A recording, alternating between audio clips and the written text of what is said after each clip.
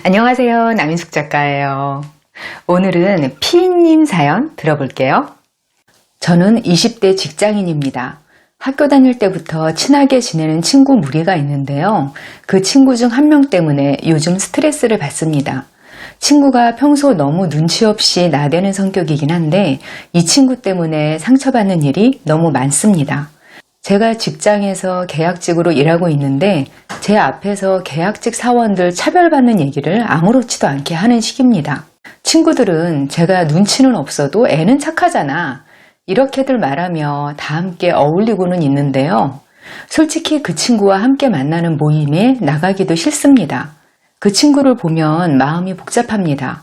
남이 생각 없이 한 말에 상처 입는 제 자신도 싫어요. 요즘은 사람을 있는 그대로 인정해주는 분위기니까 저 친구의 원래 성격 그대로 받아들여야 할까요? 제가 마음이 좁은 걸까요? 다른 친구들은 다 수용하는 것 같은데 제가 마음이 삐뚤어진 건지요? 작가님 생각을 들어보고 싶습니다. 제가 사연자님한테 먼저 속 시원한 말씀 한마디만 해드릴까요? 눈치 없는 게 원래 성격인 사람은 없어요. 그러니까 그걸 원래 성격이라고 존중해줘야 한다는 부담감도 느낄 필요가 없다는 거겠죠? 눈치 없어서 자꾸 상처 주는 사람에 대한 대처법 오늘 알려드릴게요. 첫 번째, 눈치 없는 사람이 착한 사람이라는 착각 버리세요. 보통 눈치 없는 사람이 좀 둔하고 덜 예민하고 이런 면이 있어서 다른 사람한테도 관대할 거라고 생각해요. 그런데 꼭 그렇지만은 않거든요. 눈치 없는 사람은 크게 두 종류가 있어요. 첫 번째는 맥락 파악이 좀 늦는 사람인데요. 이거는 타고나는 성격이 좌우하는 면이 있어요. 직관적이고 생각보다 행동이 먼저 나오는 사람들이 있잖아요. 이런 사람들이 눈치 없는 행동으로 실수를 하는 경우가 많아요. 그리고 성장 과정에서 맥락 파악을 할 필요가 없는 환경에서 자란 경우, 그럴 때도 눈치 없어 보이는 경우가 있죠. 근데 여기서 주의해야 할게요. 이건 나이가 어릴 때나 나타나는 유형이라는 거예요. 많이 봐줘야 20대 초중반? 사회생활 시작하고 나서도 달라지지 않으면 더 이상 이런 유형은 아닌 거죠. 두 번째 유형은 자기중심적인 성격이 눈치 없음으로 나타나는 거예요. 눈치는 기본적으로 후천적인 거예요. 선천적인 거 아니에요. 나 자신을 둘러싼 외부 세계나 사람들을 관찰하고 거기서 맥락을 파악하는 거, 그게 눈치잖아요. 맥락 파악은 결국 경험에 의해서 좌우돼요. 근데 경험이 내 인격의 일부가 되려면요, 그걸 인식하고 자아 성찰을 해야 되거든요. 원래 성격이 기민하지 못해서 맥락 파악이 좀 느릴 수는 있어요. 근데 그게 남이 눈치 없다고 느낄 정도로 겉으로 드러나지 않게 그렇게 조절을 할 수 있는 게 어른이거든요. 그래서 지나치게 눈치가 없는 사람이 착한 사람일 수는 없어요. 인간 사회에는 여러 도덕 기준이 있는데 그 도덕 기준에 따라서 어떤 사람을 선한 사람으로 볼 것인가, 이게 달라져요. 딴 게 아니라 그게 고대에서부터 철학이 발달한 과정이거든요. 근데 아무리 기준이 여러 가지라도 공통점은 있어요. 바로 이타성, 이거거든요. 이타성을 어떤 식으로 표현하느냐가 논쟁거리지 이타성 자체는 논쟁의 대상이 아니에요. 근데 눈치가 지나치게 없는 사람한테는 기본적으로 이타성이 빠져 있는 거예요. 나는 원래 이래. 눈치가 없어서 몰랐어. 이런 식으로 마음대로 행동하는 사람이 착한 사람일 수가 없어요. 맥락 파악을 하기 위해서 다른 사람들의 기분이나 상황을 살필 기본적인 배려조차 귀찮은 거예요.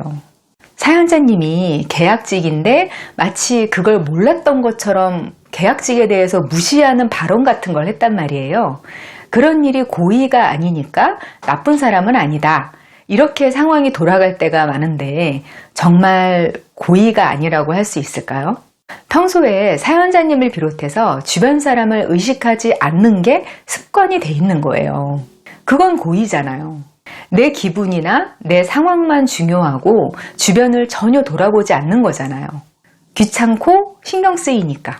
그러니까 눈치 없어서 자꾸 상처 주는 사람들한테 사람은 참 착한데 눈치가 없어, 이런 면죄부를 주실 필요는 없다는 거죠.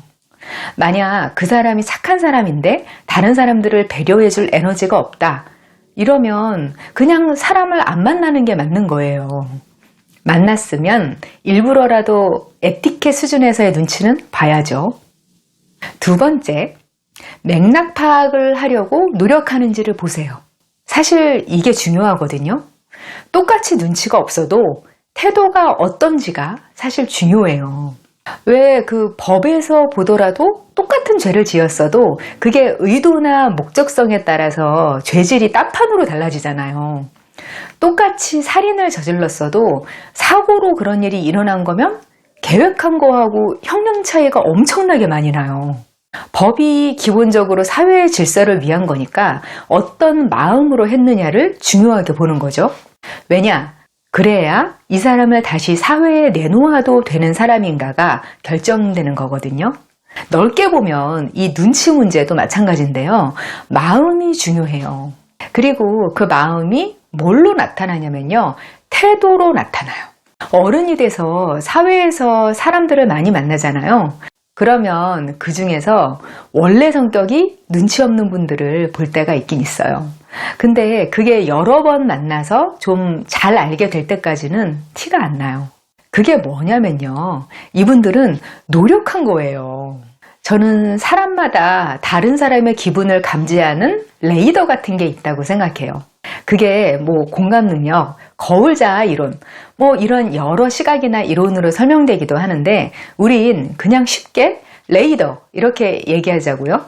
그런 레이더를 타고나는 사람은 상대방의 표정이나 언어 반응만 봐도 상대방의 감정을 대충 다 알아요. 그런데 그게 안 되는 사람들은요. 직관적으로 감지가 안 되는 거예요. 자체 해석이 안 돼요.